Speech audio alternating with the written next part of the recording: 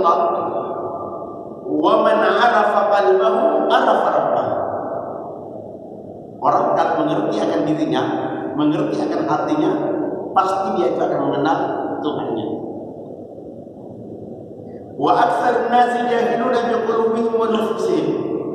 Tetapi kebanyakan manusia itu enggak paham akan hati nuraninya, enggak paham akan jiwanya, enggak paham. Fama'rifatul qalbi wa sifatihi asluddin. Ketika seorang itu bisa memahami dirinya, bisa memahami hatinya, bisa memahami jiwanya, itu adalah merupakan pokok ajaran agama. Wa asasun tariqis salikin, dan dasar orang-orang yang mendekatkan diri kepada Allah Subhanahu wa taala.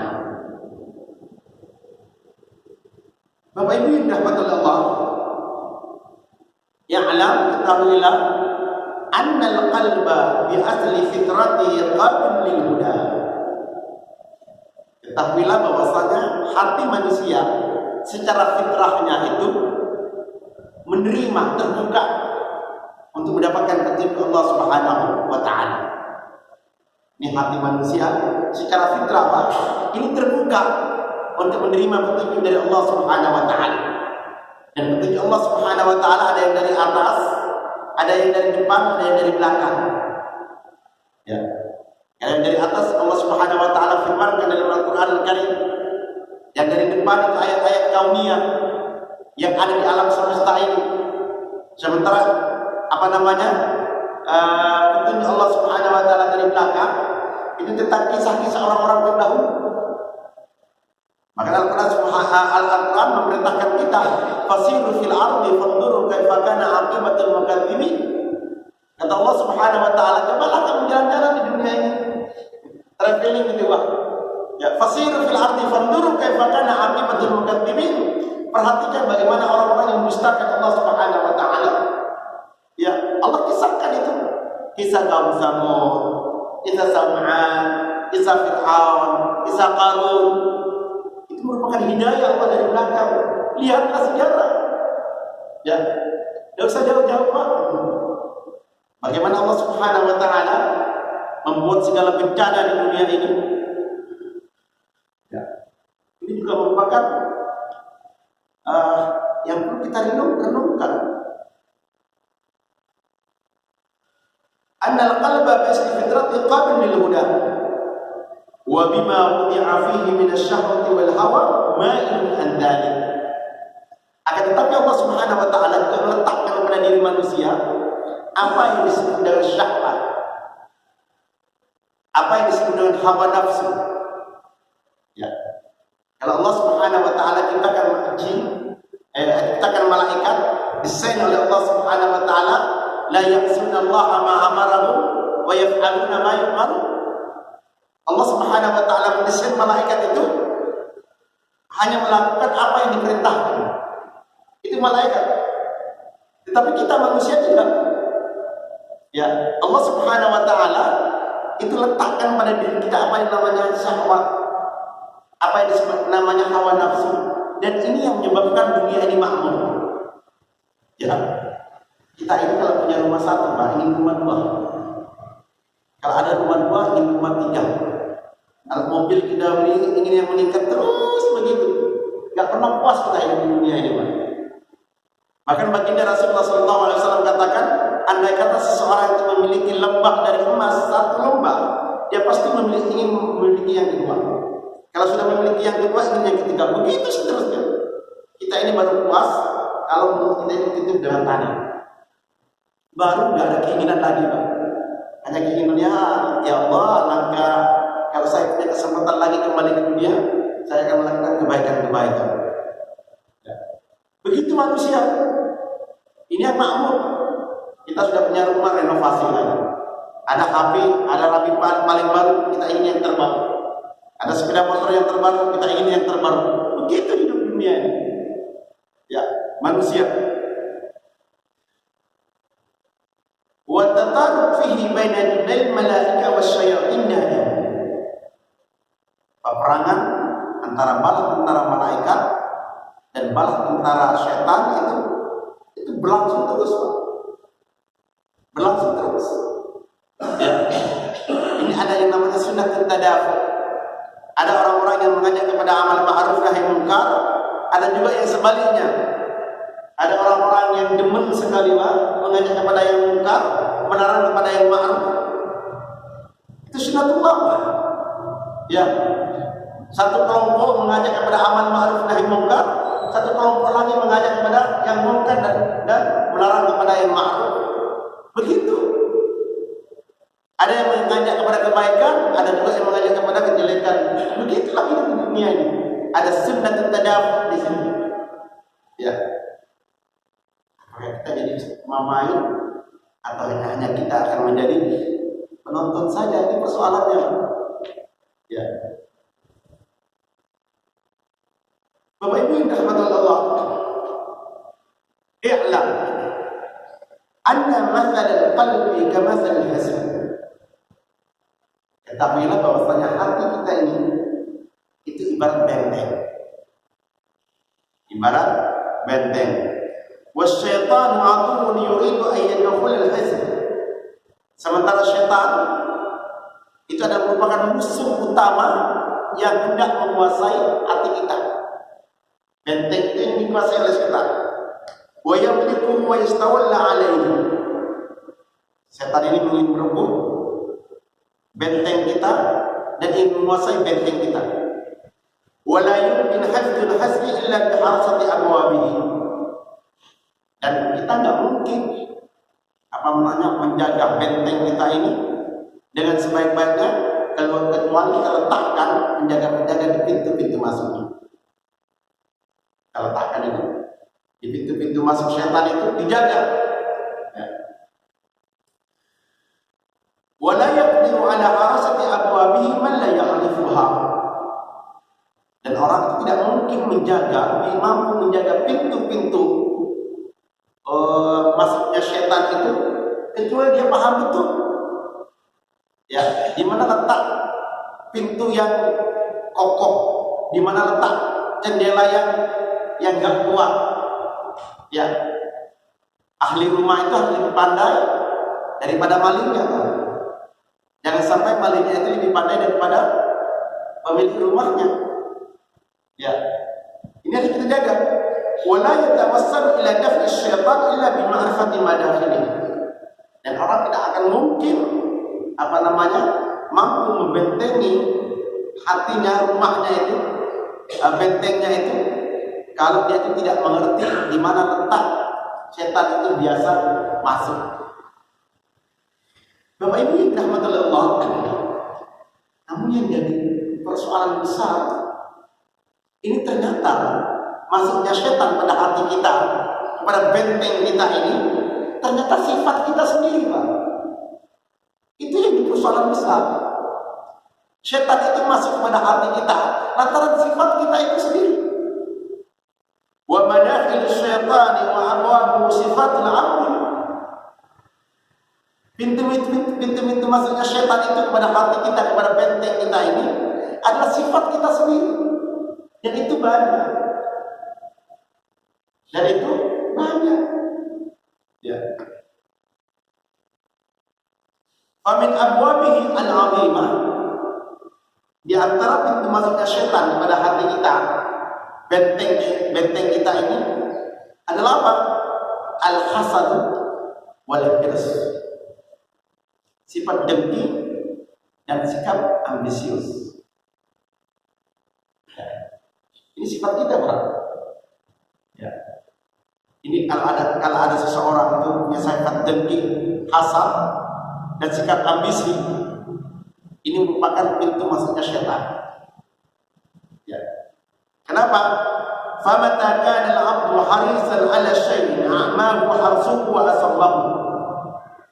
Ketika seseorang itu memiliki ambisi yang kuat, ya, dia ingin kekuasaan umpamanya, nggak peduli lagi apakah jalur yang dia tempuh itu benar atau tidak, nggak peduli. A'mahu akan membukakan dirinya, wa asabahu dan menyebabkan dirinya tertulis. Nggak peduli lagi dengan urusan orang, nggak peduli lagi dengan penilaian orang, karena terlalu ambisi. ambisi memiliki harta yang melimpah ruah, sikat ala akun haram, nggak peduli lagi apa benar atau tidak. Yang mungkin tercapai keinginannya untuk menjadi orang yang melimpah hartanya. Ya. Wa qad tadurat basiratul lati ya'rifu biha madahil syaitan. Menutup mata hatinya itu. Basirahnya itu tertutup buta, sehingga tidak mengetahui lagi itu maksudnya syaitan. Wa kadzalika idza kana hasudan fa yajidu syaitan wa hina idzin fursah. Begitu juga ketika seorang hamba memiliki sifat dengki, ini peluang sangat besar bagi syaitan untuk memasuki benteng kehidupan kita. Wa min abwabihi al-'azimah al-ghadab. Di antara pintu masuknya syaitan itu juga adalah sikap pemarah. Kalau ada seorang suami suka marah-marah, dapat kita pastikan suami itu tidak bagus. Ya, sedikit-sedikit marah, sedikit-sedikit marah. Kita katakan suami itu tidak bagus. Tapi bukan berarti suami yang nggak pernah marah itu juga bagus. Kalau kita punya suami, umpamanya seorang ibu punya suami, suaminya nggak pernah marah. Dia berjalan dengan laki-laki lain nggak marah. Dipegang-pegang sama orang lain nggak marah. Dia chattingan tiap hari sama orang lain laki-laki nggak marah. Ini suami yang dilaknat oleh Allah Subhanahu wa taala, dilaknat oleh malaikat. Ini yang disebut dengan dayus. Tidak pernah marah dia, Pak. Tapi nggak bagus juga. Kalau ada laki-laki seperti ini nggak bagus, apa namanya? Nggak pernah marah, nggak ada cemburu sama istrinya, itu juga nggak bagus. Ya. Maka kita katakan laki-laki yang suka marah pasti nggak bagus. Tapi laki-laki yang nggak pernah marah juga belum tentu bagus juga. Laki-laki yang bijak itu paham betul kapan dia itu marah dan kapan dia itu ridha. Dan Rasulullah SAW adalah merupakan suri tauladan yang baik terhadap kecerdasan emosional ini. Rasulullah SAW tidak pernah marah kalau berkaitan dengan dirinya. Tetapi Rasulullah SAW sangat marah kalau nilai-nilai Islam mulai dari dirinya. Ini sifat marah. Wa min adhahil 'azimah al-ghadab wasyahwat wal hidah. Ya. Sikap pemarah, syahwat yang diteruskan, kemudian al-hidah, sikap emosional. Singgung sedikit marah. Ya, emosi. Ya, nadanya sudah tinggi, sikapnya sudah kasar, baru disinggung sedikit. Ya. Fa innal ghadaba qulatul aqli. Karena kalau orang itu marah, itu akalnya itu tidak jalan lagi. Ya. Fa idza da'afa al-jasad bil aqli hajama hidayat syaitan. Ketika akal seseorang itu mulai lemah, diserang oleh syaitan. Fala'iba bil insan, maka dia akan mempermainkan manusia. Wa qad ruwiya anna iblis yaqul idza kana al-'abdu hadidan alabnahu kama yuqallibu sibyanu qura. Kata iblis, kalau seseorang hamba memiliki sifat emosional, maka kami akan permainkan dia, alabnahu, kami akan permainkan dia, kami akan bolak-balikkan dia sebagaimana anak kecil mempermainkan bola. Senang iblis, Pak. Kalau ada orang sifatnya yang apa namanya, suka emosional, ya, iblis itu paling senang. Iblis paling senang. Wa min abwabihi, dan di antara pintu-pintu masuknya syaitan itu juga adalah hubbut tazyin fil manzil. Suka menghias rumah. Ya. Rumah sudah bagus, dirobohkan, renovasi lagi. Ada model Spanyola, ada ini terus begitu Pak hidupnya Pak. Ya. Sekarang yang lagi ngetren apa? Minimalis, bongkar lagi rumahnya itu. Ya, terus Pak, hobi. Ya. Wathiyab wal athad fala yazal yad'u ila imaratil dar wa tazyin suqifiha wa haytaniha wa tazyin bithiyab wal athad fa yaksuru al-insanu tula umri fi dhalik. Waktunya habis umurnya Pak. Ya. Waktunya itu habis. Jadi terkadang punya semangat tinggi terhadap sesuatu yang kita tidak bawa waktu. Ya. Dan itulah kenyataan kita. Kita ini seringkali punya semangat yang tinggi terhadap sesuatu yang tidak kita bawa waktu. Dan itu satu kerugian yang besar. Suatu ketika baginda Rasulullah SAW itu bangun tidur.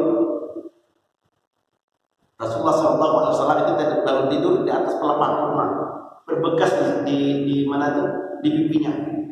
Ada bekas pelepah kurma di pipinya Pak. Karena bantalnya pakai pelepah kurma Rasulullah SAW. Umar ketika itu menangis. Di saat raja-raja itu tidur di bantal yang empuk, kasur yang empuk, Rasulullah SAW tidurnya demikian. Kata Umar, ya Rasulullah, Anda buatkan kepada Anda ya bantal kasur yang empuk. Kata Rasulullah SAW, nggak usah. Apa urusan saya dengan dunia? Apa urusan saya dengan dunia? Kata Rasulullah SAW, pun fi dunya ka'annaka gharib aw sabilus sabil. Ya, hiduplah kau di dunia ini seperti orang yang asing atau orang yang sedang menyeberang. Begitu Rasulullah SAW ajarkan kepada kita. Dan Rasulullah SAW merupakan contoh terbaik bagaimana keluar dari kemiskinan. Rasulullah SAW juga menjadi contoh terbaik bagaimana ketika seseorang itu memiliki kekayaan yang melimpah. Ya, kita tahu baginda Rasulullah SAW itu terlahir dalam keadaan yatim. Umur 6 tahun beliau yatim piatu. Umur 7 tahun 8 tahun beliau sudah mulai kerja. Umur 7 tahun 8 tahun beliau sudah mulai kerja Pak. Jadi pengembala kambing dan mendapatkan upah dari orang-orang Quraisy. Di umur 12 tahun Rasulullah SAW sudah magang kerja ikut pamannya beliau, go internasional, dagang besar. Ya, umur 12 tahun. Kita masih ingat tentang kisah tentang pendeta Bukhairah. Ya, umur Rasulullah SAW umur 12 tahun. Di umur 17 tahun baginda Rasulullah SAW sudah memimpin delegasi perdagangan. Di umur 17 tahun sudah memimpin delegasi perdagangan. Kemudian di umur 25 tahun baginda Rasulullah SAW itu sudah mapan secara ekonomi.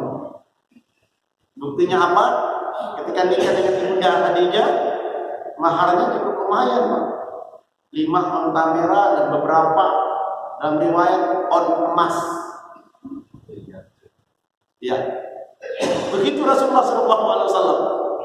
Ya, di umur 38 tahun, 39 tahun, umur 40 tahun, Rasulullah SAW sudah patah balik, sudah nggak mikirin hidup dunia lagi sudah. Ya, sudah senang tahannus menyendiri, sehingga turun wahyu di umur 40 tahun. Wabtaghi fima ataka Allahu daral akhirah wa la tansa nasibaka minad dunya. Begitu Rasulullah SAW. Kalau dulunya itu di masa mudanya itu 80% fokus dunia, ya, akhirnya cuma 20%. Dibalik di umur 40 tahun sudah berbalik itu Rasulullah SAW. 80% itu akhirat, dunia hanya 20% saja. Ya. Rasulullah SAW ketika hidup kaya raya, dia hidup sederhana. Ini yang disebut dengan zuhud. Abu Bakar Siddiq kaya raya, tapi sederhana. Abdurrahman bin Auf kaya raya, tapi sederhana. Yang susah sekarang kita ini pola hidup kita, Pak. Kita seringkali tampil jauh indah dari mata aslinya.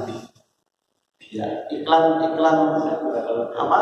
Sakura. Iya, Sakura dulu itu. Kita ini seringkali jauh lebih indah lebih indah dari warna aslinya. Masya Allah. Alhamdulillah.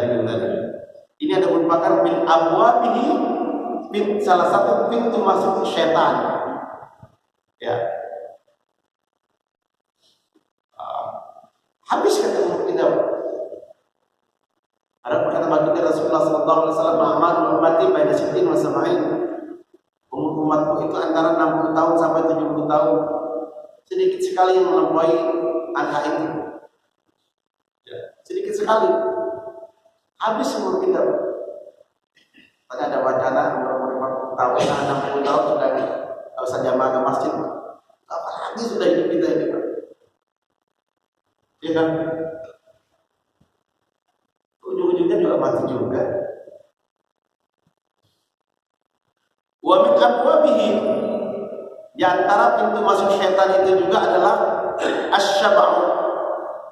Fa innahu yuqawwidu syahwat wa yasghilu 'anil ta'am. Apa? Selalu kenyang. Selalu kenyang itu juga merupakan pintu masuk syaitan juga. Coba nanti kita lihat dari Ramadan, Pak. Pas waktunya buka makannya kekenyangan, malas sudah sholatnya berjamaah. Ya, sholat tarawih sudah rasa-rasan rasanya. Kenyangan, Pak. Ya. Ini juga merupakan pintu masuk syaitan. Ini syahwat makan itu memang harus kita kendalikan. Makanya ada ungkapan nahnu qaumun la na'kulu hatta najuu.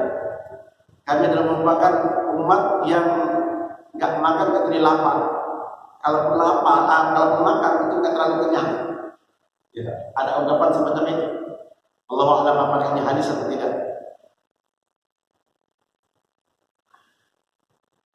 Wa minha at-tama'u fin nas. Fa inna man tama'a fi syakhsin balagha bi-tsani' 'alaihi bima laysa fihi wa dahanahu wa lam ya'muru bil ma'ruf wa la yanhahu 'anil munkar. Orang itu fanatik secara personal. Fanatik secara personal. Ya, kalau seseorang sudah ngefans kepada seseorang kiai tertentu, ya sudah, apa yang diucapkan dia benar. Kalau seseorang itu mengefans kepada ustaz tertentu, apa yang dia ucapkan benar. Tak peduli lagi. Ya, bahkan dulu ada cerita tuh, ada merpati diludahin laku 25 juta, Pak. Ya, itu sudah ngefans, Pak. Ngefans kepada seseorang itu ada membutakan dan merupakan pintu masuk syaitan. Wa min abwabihi, dan di antara pintu masuk syaitan itu juga sifat al-adalah, sikap tergesa-gesa. Sikap tergesa-gesa, wa tarku tatsabbut, dan tidak berhati-hati. Itu juga merupakan pintu masuknya syaitan. Waqad qala Nabi sallallahu alaihi wasallam al-'ajalatu minasyaitan. Tergesa-gesa itu adalah merupakan sikap daripada syaitan, wa ta'anni min Allah taala. Dan sikap hati-hati itu adalah dari Allah Subhanahu wa taala. Bapak Ibu yang dirahmati Allah, al-'ajalah itu kalau urusan dunia, Pak. Ya. Tapi kalau urusan akhirat tidak. Kalau urusan akhirat justru kita diperintahkan oleh Allah Subhanahu wa taala punya semangat, punya gairah, punya ambisi. Ya. Bagaimana Abu Bakar Siddiq ketika ditanya oleh baginda Rasulullah sallallahu alaihi wasallam, siapa di antara kalian yang pagi hari ini dalam keadaan puasa? Apa yang beliau? Ana ya Rasulullah. Siapa yang di antara kalian yang pagi hari ini sempat mengantarkan orang yang sudah meninggal? Ana ya Rasulullah. Siapa yang hari ini yang sempat memberikan makan orang miskin? Ana ya Rasulullah. Begitu, Pak, punya semangat, punya ambisi. Siapa di antara kalian yang pagi hari ini sempat menyuruh saudara yang sedang sakit? Ana ya Rasulullah. Dia selalu yang terdepan, Pak. Maka satu ketika baginda Rasulullah SAW menjelaskan ada 8 pintu surga yang orang yang rajin sholat masuk pada bab sholat, yang rajin puasa raya dan segalanya. Orang yang rajin sedekah masuk pada dunia min bab sedekah. Ya, Kemudian sahabat terdiam. Abu Bakar Siddiq bertanya kepada baginda, ya Rasulullah, adakah nanti orang yang akan dipanggil oleh Allah Subhanahu wa taala akan melalui 8 pintu surga itu? Jawab Rasulullah sallallahu alaihi wasallam, "Na'am wa arju an takuna minhum."